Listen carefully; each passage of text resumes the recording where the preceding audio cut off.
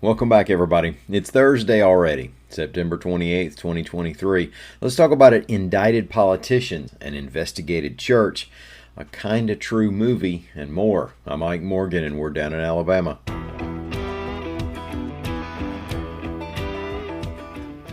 The latest Alabama public official to face indictment is an 82-year-old who was first elected to the State House in 1982. AL.com's Hannah Denham and Joseph D. Bryant report that John Rogers, a Birmingham Democrat, is facing federal corruption charges in the same alleged kickback scheme that took down former state representative Fred Plump.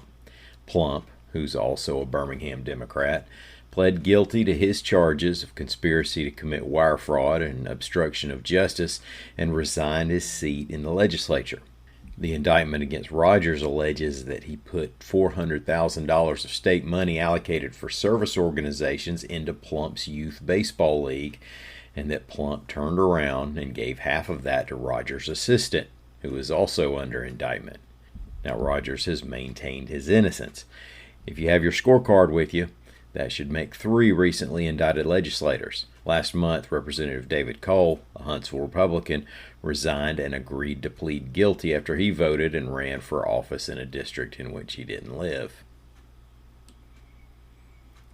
The state of Alabama is investigating a church in Warrior that has bought up $6 million of property in the small town, as well as a $2 million home in Trafford, reports AL.com's Hannah Denham and Sarah White's Kotiche. The church leaders are a wife and husband team, both named Robin Bullock. The wife, Robin R. Bullock, is the pastor, and the husband, Robin D. Bullock, plays guitar and calls himself a prophet. Their organization is called Church International and really blew up on social media as the prophet husband predicted spiritual warfare before the January 6, 2021 violence at the U.S. Capitol. The couple have a history of financial struggles, and the state is suing to see financial records. Five Guys Burgers and Fries is the last business standing at Brookwood Village, reports AL.com's William Thornton. Now, incidentally, the original Brookwood Mall opened 49 years ago. Of course, the mall has been closed, and businesses in the shopping center area have closed up one by one. The most recent to give it up is restaurant and bar Hickory Tavern. Well, it didn't take long for somebody to make a movie that seems to mirror much of the Carly Russell story. AL.com's Ben Flanagan reports that the movie is now available for rent or sale on Prime Video.